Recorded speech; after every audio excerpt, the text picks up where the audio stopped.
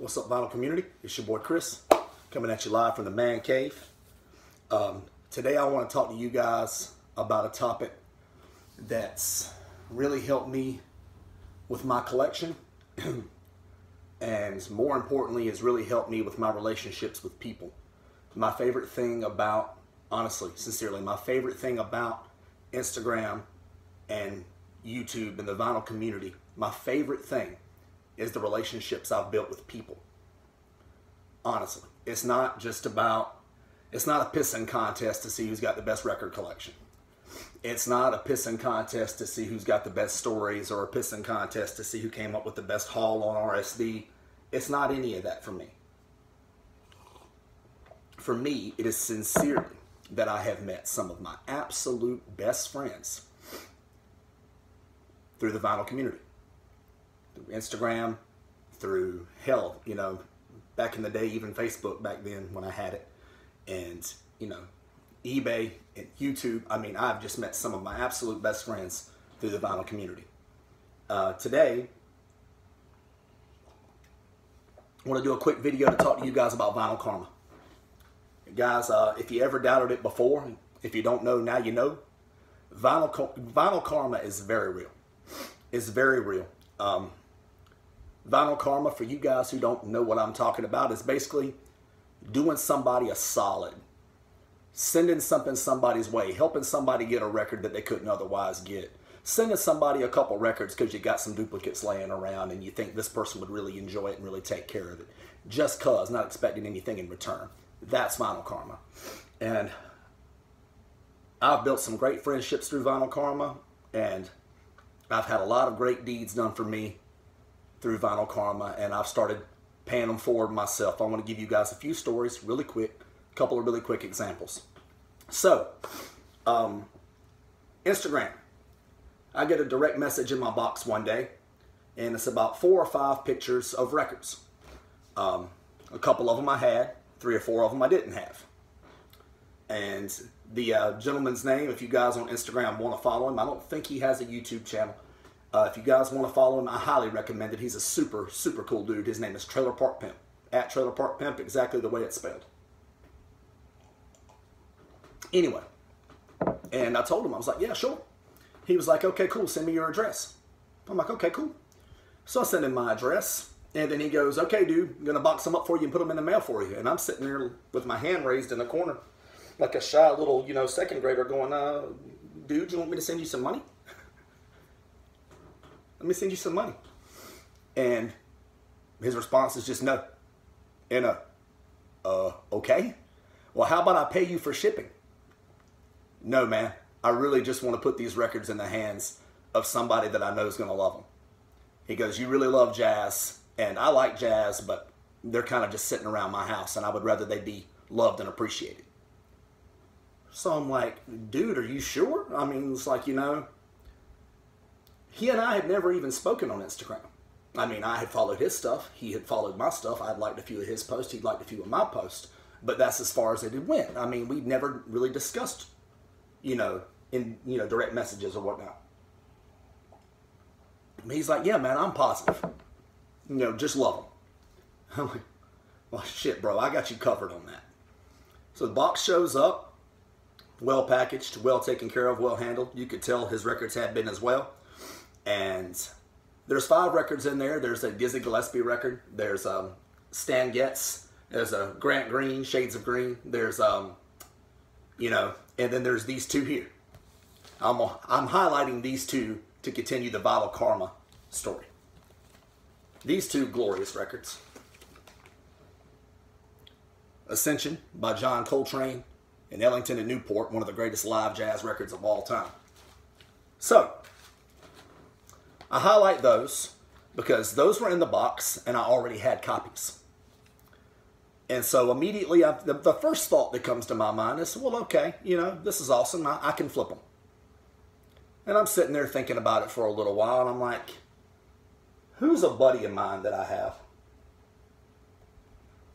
that has just recently really gotten into jazz, and I've kind of really helped him along. And he's a young guy, and he's in college.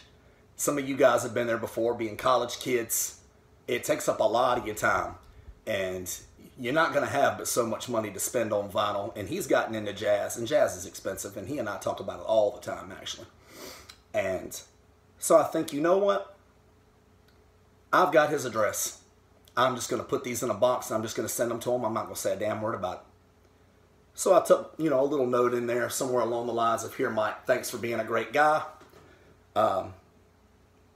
I hope you love these forever. I know you will. And, you know, take care of them. You know, early, you know, happy, you know, early Merry Christmas, bro. Enjoy. And so I took them in. And because at Mike Guitar 07, by the way, on Instagram and here on YouTube. Super, super cool guy. Super knowledgeable about music. I highly recommend you sub on YouTube. Follow on Instagram. Highly, highly, highly recommend it. Super cool guy. And because he's the super great guy he is, he shoots me a, you know, long text. Hey, man, you're such an awesome friend. But I'm like, man, it's just final karma. Don't even worry about it. I know you'll love them forever. Play them loud. The other three that were in the box are mine. Until I get duplicates and then maybe some more vinyl karma. Anyway, so it was also a thank you to Mike. Besides, you know, him just being my friend, because on Record Store Day, I was super bummed. You know, Black Friday Record Store Day, I was bummed because I had to work. I couldn't go. And he lives probably a good 7 or 8 hours at least from me. But he was on the lookout for me for a couple of items I wanted. I didn't want but a couple. And he was on the lookout for me and told me, he's like, hey, dude, I'll buy you a couple and I'll send them to you. So the main one I had wanted was, you know, Eric Dolphy. But it turns out that thing was $65. I told him, Mike, don't do that. That's money you could spend on yourself. I'll find it later. The super cool guy, just the fact that he was even taking time out of his hunt to look for stuff for me means the world. And that's just a testament to what kind of guy Mike is. So shout outs to you, Mike. Enjoy the records, my brother. I'll tell you the story about Black Friday RSD to lead up to this one. So again, Black Friday RSD, I only had a couple of items I wanted. Eric Dolphy's, you know, the Music Prophet. The Dexter Gordon, you know, the Cannonball Adderley. You know, there's only a couple. The Herbie Hancock, there's only a couple I wanted. Not anything serious. But my buddy of mine, at DJ Pari on Instagram, I don't believe he's here on YouTube. Great friend of mine. I talk to him at least every other day. Is in line at his record store, his local record store in Virginia, and he's waiting for the doors to open. So in the window, he sees an album that he's talked to me about before, and he's positive he knows I don't have, and he knows it's near the top of my grail list. So I just get a text message. Hey, bro, I see a copy of Larry Young's Unity in the window. I believe it's original. You still want? I about shat myself. Yeah. Yeah, bro. I still want. Damn right I still want. Just text him back, is it original? And he texts me back and he says, I'm pretty sure it is, but I haven't gotten inside the store yet. He goes, but you know, do you want it? And hell yeah, bro. If it's an original copy, I'd love to have it. So a few minutes go by, I don't get anything. He had called a guy who works inside the store, who's a buddy of his, and just said, hey man, what are the details on that Larry Young Unity? And he had told him, original stereo press, high VG+. And he'd given him the price. Again, I never discuss finances between me and a friend on Instagram or YouTube or anything. But he had gotten those details. He texts them back to me. He goes, this is what it is. It's an original press. This is the price. Do you want it? I'm like, hell yeah, bro. Let me PayPal you some money. Give me a minute. So I PayPal'd him all but $25 because I PayPal'd him what I had. I'm like, is this cool? I can get the rest to you in a day or two. And it's typical of our relationship and the trust that we have for one another. He's absolutely cool with that. He's like, yeah, man, I don't think anybody in front of me is going to go for this album. The rest of the guys in front of me look like metalheads. Exact conversation. And I'm like, you know, okay, great. So he gets in there and he quickly gets his hands on it. And he texts me back going, you know, dude, it's yours. And dude, it's mine. It's high on my grail list 4 years. Larry Young's Unity. Woody Shaw, Joe Henderson, Elvin Jones all play on this glorious record. It is indeed high VG+. It is as awesome as advertised. I love it. And he didn't have to do that for me. I mean, you know, I sent him the money. I paid him for it. But he didn't have to look out for me at all. I mean, it's Black Friday RSD. He's here there for himself. He doesn't have to look for shit for me. He doesn't have to at all. But he took time and he did. Shout out. Thank you. At DJ Party, you're an awesome friend. And a lot of records in my collection I would not have without this guy. Another prime example of vinyl karma his way. Lou Donaldson, Swinging Soul. It's an original mono press, guys. It's glorious. It's beautiful. It's in fantastic condition. And he has friends that when they want to sell their jazz records, they holler at him, and he in turn hollers at me. So I get first run at a lot of these glorious jazz records. And I can name so many more. And so there's this one. Again, thanks, my friend. Next up, he sees this one in the record store. The same record store that he finds the Unity. And he, you know, texts me, dude, this is what they have. You want this one. And again, and then, you know, I don't have all the money all at once. And because he's an awesome guy and has a little extra, he says, hey, man, pay me over a couple of weeks. Because he's just awesome. And it's, you know, Rollins Place for Bird. It's an original mono as well on Prestige. Sonny Rollins Quintet with Kenny Dorham and Max Roach. It's beautiful. It is. And again, thanks, man. You're an awesome friend. I really appreciate all this. It's just stuff that, you know,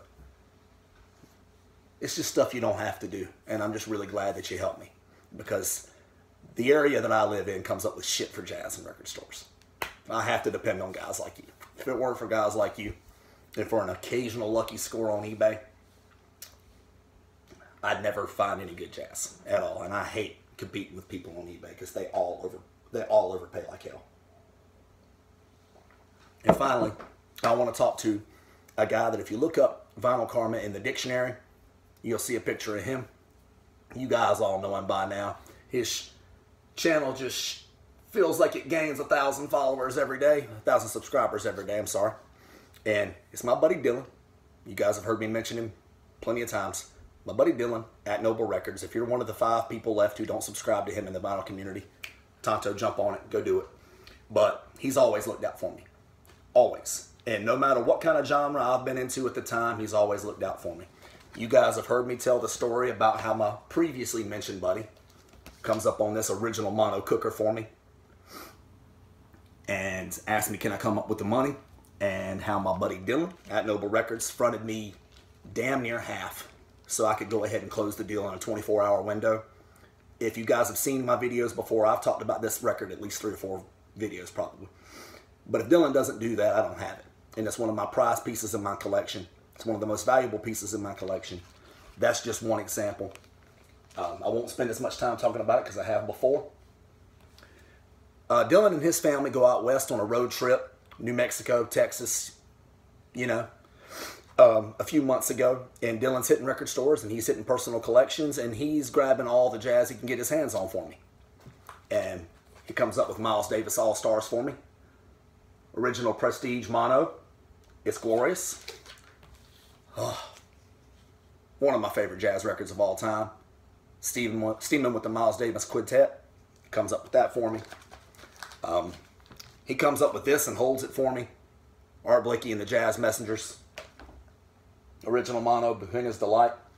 Again, this is just a few. He and I have known each other and have been doing business with one another for 7 to 9 years, at least. It started, you know, with me buying records off of him on eBay. Come to find out, we live close to one another. Find each other on, you know, social media. They start exchanging contact information. Now he's one of my best friends. He and I talk pretty much every day in some way, shape, or form. But he's the definition of vinyl karma. Thank you, Dylan. Thank you for all the years of holding records for me. For all the years of sending me home with records that I hadn't paid up on. Thank you for all the times that I've needed money quickly. and you've bought stuff off of me to put money in my pocket to help me pay some bills. Thank you for that. That's just as much Vinyl Karma as anything. And damn, Vinyl, just thank you for being one of my best friends, buddy. I really appreciate everything over the years. You are the personification of Vinyl Karma. Anyway, I just wanted to take this quick video, real quick, to just talk to you guys about a subject that's very near and dear to my collection, and damn that, very near to my heart. Vinyl Karma is real, you guys. If you don't know, now you know. Until next video, keep dropping that needle, you guys.